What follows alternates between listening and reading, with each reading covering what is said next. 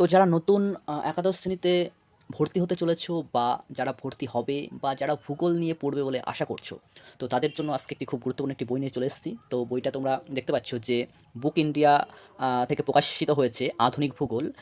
অনিরুদ্ধ হাজরা এবং হরেকৃষ্ণ গিরি এই ২ জন লেখক এই বইটি লিখেছে।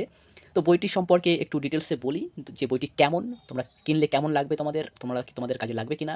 তো দেখো, এই বইটি খুব সুন্দর একটি বই। তো আমি মোটামুটি পড়েছি বইটা। পড়ার পরে আমার খুব ভালো লেগেছে। বইয়ের বিষয়গুলো কেন ভালো লেগেছে বলছি। দেখো, বইটিতে যদি আমি যাই ভেতরে তাহলে ১ম এই যেটা আছে সেটা খুব সুন্দরভাবে এখানে মূলত সিলেবাসটা এখানে দিয়েছে, ইংলিশের সিলেবাসটা এখানে দেওয়া হয়েছে, ঠিক আছে? ফিজিক্যাল জিওগ্রাফি, হিউম্যান জিওগ্রাফি এবং ইন্ডিয়ান জিওগ্রাফি সম্পর্কে, ঠিক আছে?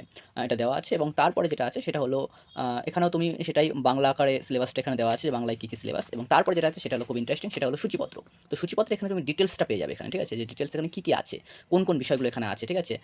মানে এই টোটাল বিষয়টা কিন্তু এখানে খুব সুন্দরভাবে উল্লেখ করেছে সূচিপত্রে। তো সূচিপত্রের মধ্যে মূলত প্রাকৃতিক ভূগোল এবং মানবীয় ভূগোল এবং ভারতের ভূগোলের বিষয়গুলো কিন্তু খুব সুন্দরভাবে উপস্থাপন করা হয়েছে।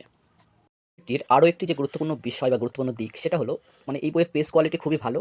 পেজগুলো খুব ভালো। মানে পেজের যে কোয়ালিটি সেটা খুব ভালো, আর লেখাগুলো খুব ভালো। আর সর্বোপরি লেখক যে দিকটাতে বিশেষ ফোকাস রেখেছে সেটা হলো বইয়ের ভাষাটা খুবই সহজ সরল, বুঝতে খুবই সুবিধা হয়, ঠিক আছে? তো এখানে আর খুব সুন্দরভাবে এখানে মূলত কোশ্চেনও দেওয়া আছে প্রত্যেকটা অধ্যায়ের শেষে বেশ বেশ কিছু করে কোশ্চেন দেওয়া আছে, যেটা অনেক কাজে লাগবে। এখানে খুব গুরুত্বপূর্ণ কোশ্চেন দেওয়া আছে বিষয়টাতে। তো সব দিক থেকে বলতে গেলে আর কিছু চিত্র আছে এখানে যেগুলো কাজে লাগবে। বেশ খুব সুন্দর বই।